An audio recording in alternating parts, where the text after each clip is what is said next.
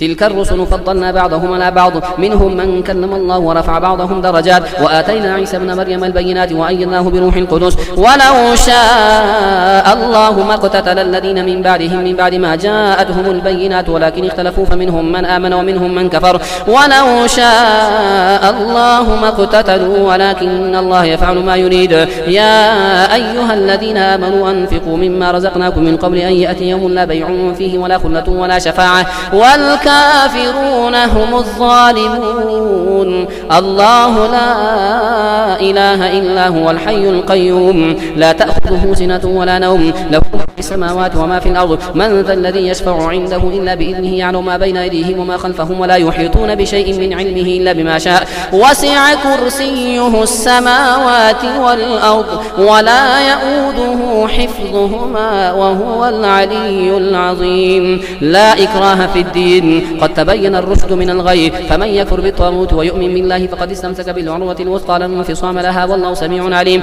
الله ولي الذين آمنوا يخرجهم من الظلمات إلى النور والذين كفروا أولياؤهم الطاغوت يخرجونهم من النور إلى الظلمات أولئك أصحاب النار هم فيها خالدون ألم تر إلى الذي حاج إبراهيم في ربه أن آتاه الله الملك إذ قال إبراهيم ربي الذي يحيي ويميت قال أنا أحيي وأميت قال إبراهيم فإن الله يأتي بالشمس من المشرق فأت بها من المغرب فبهت الذي كفر والله لا يهدي القوم الظالمين أو كالذي مر على قرية وهي خاوية على عروشها قال أن يحيي هذه الله بعد موتها فأماته الله 100 عام ثم بعثه قال كم لبثت قال لبثت يوما أو بعض يوم قال بل لبثت 100 عام فانظر إلى طعامك وشرابك لم يتسنه وانظر إلى حمارك ولنجعلك آية للناس وانظر إلى العظام كيف ننشدها ثم نكسوها لحما فلما تبين له قال أعلم أن الله على كل شيء قدير وإذ قال إبراهيم رب أرني كيف تحيي الموتى قال أولم تؤمن قال بلى ولكن ليطمئن قلبي قال فخذ 4 من الطير فصرهن إليك ثم اجعل على كل جبل منهن جزءا ثم ادعهن يأتينك سعيا واعلم أن الله عزيز حكيم مثل الذين ينفقون أموالهم في سبيل الله كمثل حبة أنبتت 7 سنابل في كل سنبلة 100 حبة والله يضاعف لمن يشاء والله واسع عليم الذين ينفقون أموالهم في سبيل الله ثم لا يتبعون ما أنفقوا منا ولا أذى لهم أجرهم عند ربهم ولا خوف عليهم ولا هم يحزنون قول معروف مغفرة خير من صدقة يتبعها أذى والله غني حليم يا أيها الذين آمنوا لا تبطلوا صدقاتكم بالمن والأذى كالذي ينفق ماله رئاء الناس ولا يؤمن بالله واليوم الآخر فمثله كمثل صفوان عليه تراب فأصابه وابل فتركه صلدا لا يقدرون على شيء مما كسبوا والله لا يهدي القوم الكافرين ومثل الذين ينفقون أموالهم ابتغاء مرضات الله وتثبيتا من أنفسهم كمثل جنة بربوة أصابها وابل فآتت أكلها ضعفين فإن لم يصبها وابل فطل والله بما تعملون بصير أيود أحدكم أن تكون له جنة من نخيل وعناب تجري من تحتها الأنهار له فيها من كل ثمرات وأصابه الكبر وله ذرية ضعفاء فأصابها إعصار فيه نار فاحترقت كذلك يبين الله لكم الآيات لعلكم تتفكرون يا أيها الذين آمنوا انفقوا من طيبات ما كسبتم ومما أخرجنا لكم من الأرض ولا تيمموا الخبيث منه تنفقون ولستم بآخذيه إلا أن تغمضوا فيه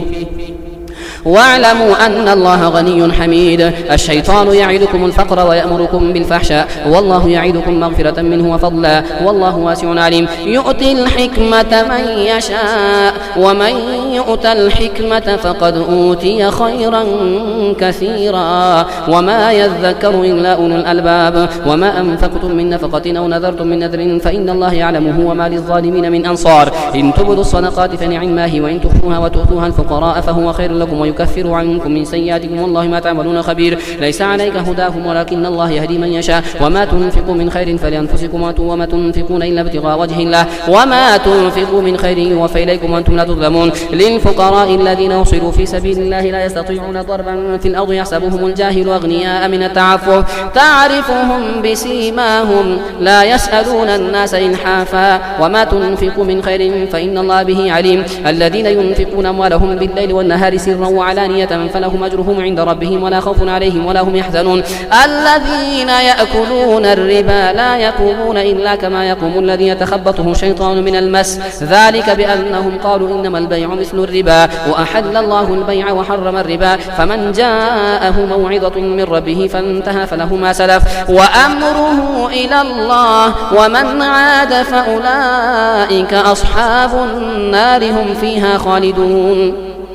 يمحق الله الربا ويربي الصدقات والله لا يحب كل كفار أثيم. إن الذين آمنوا وعملوا الصالحات وأقاموا الصلاة وآتوا الزكاة لهم أجرهم عند ربهم ولا خوف عليهم ولا هم يحزنون. يا أيها الذين آمنوا اتقوا الله وذروا ما بقي من الربا إن كنتم مؤمنين، فإن لم تفعلوا فأذنوا بحرب من الله ورسوله وإن تؤتوا فلكم رؤوس أموالكم لا تظلمون ولا تظلمون، وإن كان ذو عسرة فنظرة إلى ميسرة وأن تصدقوا خير لكم إن كنتم تعلمون. واتقوا يوما ترجعون فيه إلى الله ثم توفى كل نفس ما كسبت وهم لا يظلمون. يا أيها الذين آمنوا إذا تداينتم بدين إلى أجل مسمى فاكتبوه وليكتب بينكم كاتب بالعدل ولا يأب كاتب أن يكتب كما علمه الله فليكتب وليملل الذي عليه الحق وليتق الله ربه ولا يبخس منه شيئا، فإن كان الذي عليه الحق سفيها أو ضعيفا أو لا يستطيع أن يمله فليملل وليه بالعدل واستشهدوا شهيدين من رجالكم فإن لم يكونا رجلين فرجل وامرأتان ممن ترضون من الشهداء أن تضل إحداهما فتذكر إحداهما الأخرى ولا يأبى الشهداء إذا ما دعوا ولا تسأموا أن تكتبوه صغيرا أو كبيرا إلى أجله ذلكم أقسط عند الله وأقوموا لشهادة وأدنى ألا ترتابوا إلا أن تكون تجارة حاضرة تديرونها بينكم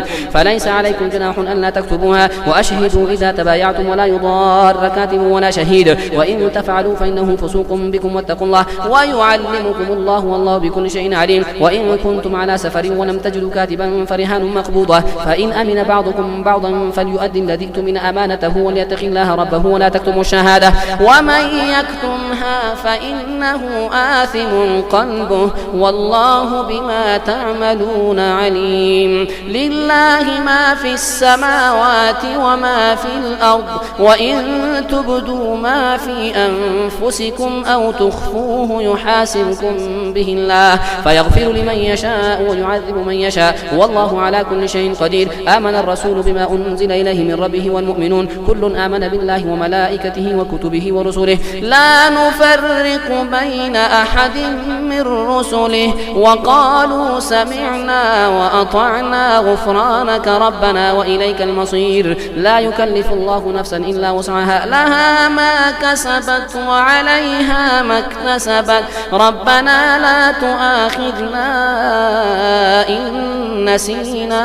أو أخطأنا ربنا ولا تحمل علينا إصرا كما حملته على الذين من قبلنا ربنا ولا تحملنا ما لا طاقة لنا به واعف عنا واغفر لنا وارحمنا أنت مولانا فانصرنا على القوم الكافرين. ألف لام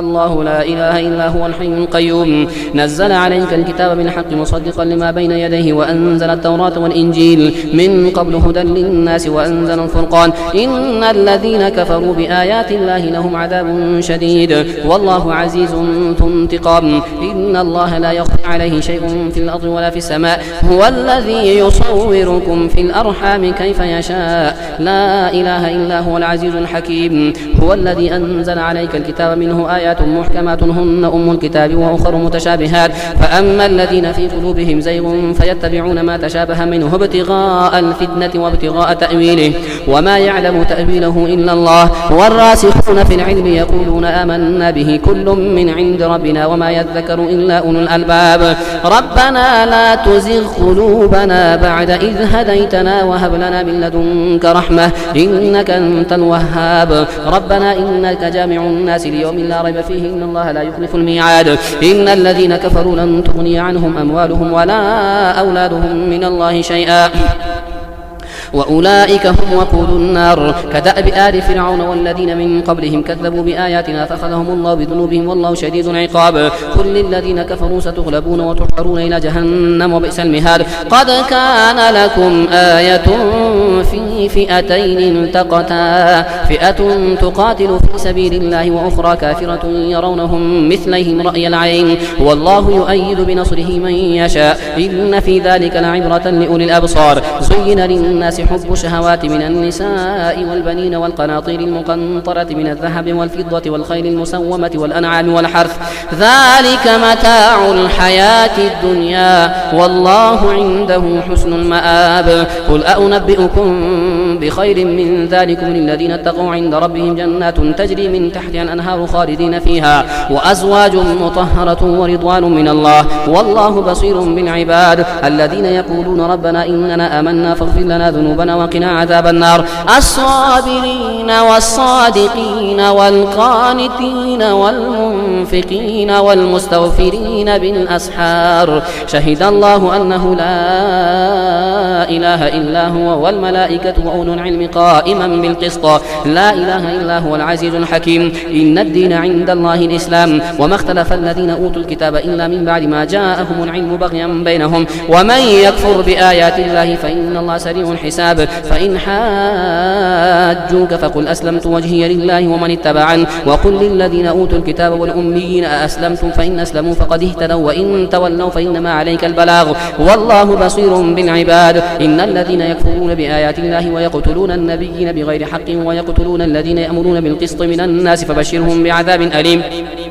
أولئك الذين حبطت أعمالهم في الدنيا والآخرة وما لهم من ناصرين ألم تر إلى الذين أوتوا نصيبا من الكتاب يدعون إلى كتاب الله ليحكم بينهم ثم يتولى فريق منهم وهم معرضون ذلك بأنهم قالوا لن تمسنا النار إلا أياما معدودات وغرهم في دينهم ما كانوا يفترون فكيف إذا جمعناهم ليوم لا ريب فيه ووفيت كل نفس ما كسبت وهم لا يظلمون قل اللهم مالك الملك تؤتي الملك من تشاء وتنزع الملك ممن تشاء وتعز من تشاء وتذل من تشاء بيدك الخير إنك على كل شيء قدير تولج الليل في النهار وتولج النهار في الليل وتخرج الحي من الميت وتخرج الميت من الحي وترزق من تشاء بغير حساب لا يتخذ المؤمنون الكافرين أولياء من دون المؤمنين ومن يفعل ذلك فليس من الله في شيء إلا أن تتقوا منهم تقاه ويحذركم الله نفسه وإلى الله المصير قل إن تخفوا ما في صدوركم أو تبدوه يعلمه الله ويعلم ما في السماوات وما في الأرض والله على كل شيء قدير يوم تجد كل نفس ما عملت من خير محضرا وما عملت من سوء تود لو أن بينها وبينه أمدا بعيدا ويحذركم الله نفسه والله رؤوف بالعباد قل إن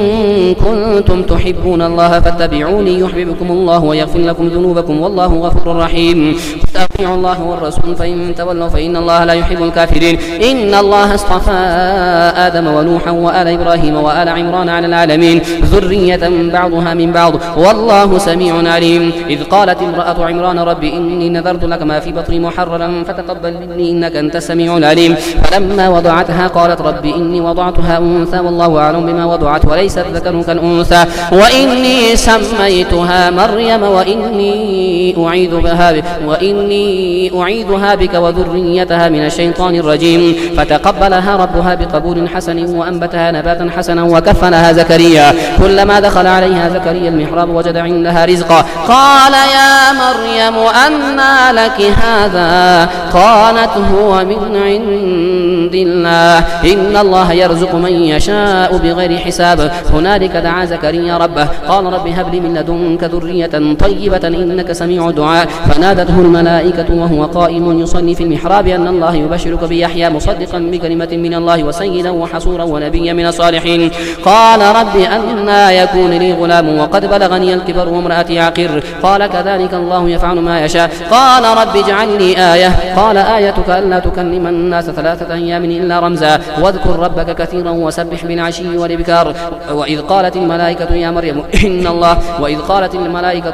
إن الله اصطفاك وطهرك واصطفاك على نساء العالمين. يا مريم اقنتي لربك واسجدي واركعي مع الراكعين. ذلك من أنباء الغيب نوحيه إليك وما كنت لديهم إذ يلقون أقلامهم أيهم يكفل مريم وما كنت لديهم إذ يختصمون. إذ قالت الملائكة يا مريم إن الله يبشرك بكلمة منه اسمه المسيح عيسى بن مريم وجيها في الدنيا والآخرة ومن المقربين ويكلم الناس في المهد وكهلا من الصالحين. قالت رب أنى يكون لي ولد ولم يمسسني بشر. قال كذلك الله يخلق ما يشاء إذا قضى أمرا فإنما يقول له كن فيكون. ويعلمه الكتاب والحكمة والتوراة والإنجيل ورسولا إلى بني إسرائيل أني قد جئتكم بآية من ربكم أن يخلق لكم من الطين كهيئة الطير فينفخ فيه فيكون طيرا بإذن الله وأبرئ الأكمه والأبرص وأحيي الموتى بإذن الله وأنبئكم بما تأكلون وما تدخرون في بيوتكم إن في ذلك لآية لكم إن كنتم مؤمنين ومصدقا لما بين يدي من التوراة ولأحل لكم بعض الذي حرم عليكم وجئتكم بآية من ربكم فاتقوا الله وأطيعون إن الله ربي وربكم فاعبدوه هذا صراط مستقيم. فلما أحس عيسى منهم الكفر قال من أنصاري إلى الله؟ قال الحواريون نحن أنصار الله آمنا بالله واشهد بأننا مسلمون. ربنا آمنا بما أنزلت واتبعنا الرسول فاكتبنا مع الشاهدين. ومكروا ومكر الله والله خير الماكرين. إذ قال الله يا عيسى إني متوفيك ورافعك إلي ومطهرك من الذين كفروا وجاعل الذين اتبعوك فوق الذين كفروا إلى يوم القيامة ثم إلي مرجعكم فاحكم بينكم فيما كنتم فيه تختلفون. فأما الذين كفروا فأعذبهم عذابا شديدا في الدنيا والآخرة وما لهم من ناصرين. وأما الذين آمنوا وعملوا الصالحات فيوفيهم أجورهم والله لا يحب الظالمين. ذلك نتلوه عليك من الآيات وذكر الحكيم. إن مثل عيسى عند الله كمثل آدم خلقه من تراب ثم قال له كن فيكون. الحق من ربك فلا تكن من الممترين. فمن حاجك فيه من بعد ما جاءك من العلم فقل تعالوا ندعو أبناءنا وأبناءكم ونساءنا ونساءكم وأنفسنا وأنفسكم ثم نبتهل فنجعل لعنة الله على الكاذبين. إن هذا لهو القصص الحق وما من إله إلا الله وإن الله لهو العزيز الحكيم. فإن تولوا فإن الله عليم بالمفسدين. قل يا أهل الكتاب تعالوا إلى كلمة سواء بيننا وبينكم ألا نعبد إلا الله ولا نشرك به شيئا ولا يتخذ بعضنا بعضا أربابا من دون الله. فإن تولوا فقولوا اشهدوا بأننا مسلمون. يا أهل الكتاب لم تحاجون في إبراهيم وما أنزلت التوراة والإنجيل إلا من بعده فلا تعقلون. ها أنتم هؤلاء حاججتم فيما لكم به علم فلم تحاجون فيما ليس لكم به علم والله يعلم وأنتم لا تعلمون. ما كان إبراهيم يهوديا ولا نصرانيا ولكن كان حنيفا مسلما وما كان من المشركين. إن أولى الناس بإبراهيم للذين اتبعوه هذا النبي والذين آمنوا والله ولي المؤمنين. ود طائفة من أهل الكتاب لو يضلونكم وما يضلون إلا أنفسهم وما يشعرون. يا أهل الكتاب لم تكفرون بآيات الله وأنتم تشهدون. يا أهل الكتاب لم تلبسون الحق بالباطل وتكتمون الحق وأنتم تعلمون. وقالت طائفة من أهل الكتاب آمنوا بالذي أنزل على الذين آمنوا وجه النهار واكفروا آخره لعلهم يرجعون. ولا تؤمنوا إلا لمن تبع دينكم. قل إن الهدى هدى الله أن يؤتى أحد مثل ما أوتيتم أو يحاجكم عند ربكم. قل إن الفضل بيد الله يؤتيه من يشاء والله واسع عليم. يختص برحمته من يشاء والله ذو الفضل العظيم. ومن أهل الكتاب من إن تأمنه بقنطار يؤديه إليك ومنهم من إن تأمنه بدينار لا يؤديه إليك إلا ما دمت عليه قائما. ذلك بأنهم قالوا ليس علينا في الأميين سبيل ويقولون على الله الكذب وهم يعلمون. بلى من أوفى بعهده واتقى فإن الله يحب المتقين. إن الذين يشترون بعهد الله وأيمانهم ثمنا قليلا أولئك لا خلاق لهم في الآخرة ولا يكلمهم الله ولا ينظر إليهم يوم القيامة ولا يزكيهم ولهم عذاب أليم. وإن منهم لفريقا يلوون ألسنتهم بالكتاب لتحسبوه من الكتاب وما هو من الكتاب ويقولون هو من عند الله وما هو من عند الله ويقولون على الله الكذب وهم يعلمون. ما كان لبشر أن يؤتيه الله الكتاب والحكم والنبوة ثم يقول للناس كونوا عبادا لي من دون الله ولكن كونوا ربانيين بما كنتم تعلمون الكتاب الكتاب وبما كنتم تدرسون ولا يأمركم أن تتخذوا الملائكة والنبيين أربابا أيأمركم بالكفر بعد إذ أنتم مسلمون وإذ أخذ الله ميثاق النبيين لما آتيتكم من كتاب وحكمة ثم جاءكم رسول مصدق لما معكم لتؤمنن به ولتنصرنه قال أأقررتم وأخذتم على ذلكم إصري قالوا أقررنا قال فاشهدوا وأنا معكم من الشاهدين فمن تولى بعد ذلك فأولئك هم الفاسقون فغير دين الله يبغون وله أسلم من في السماوات والأرض طوعا وكرها وإليه يرجعون قل آمنا بالله وما أنزل علينا وما أنزل على إبراهيم وإسماعيل وإسحاق ويعقوب والأسباط وما أوتي موسى وعيسى والنبيون من ربهم لا نفرق بين أحد منهم ونحن له مسلمون ومن يبتغي غير الإسلام دينا فلن يقبل منه وهو في الآخرة من الخاسرين كيف يهدي الله قوما كفروا بعد إيمانهم وشهدوا أن الرسول حق وجاءهم البينات والله لا يهدي القوم الظالمين أولئك جزاؤهم أن عليهم لعنة الله والملائكة والناس أجمعين خالدين فيها لا يخفف عنهم العذاب ولا هم ينظرون إلا الذين تابوا من بعد ذلك واصلحوا فإن الله غفور رحيم إن الذين كفروا بعد إيمانهم ثم ازدادوا كفرا لن تقبل توبتهم وأولئك هم الضالون إن الذين كفروا وماتوا وهم كفار فلن يقبل من أحدهم ملء الأرض ذهبا ولو افتدى به أولئك لهم عذاب أليم وما لهم من ناصرين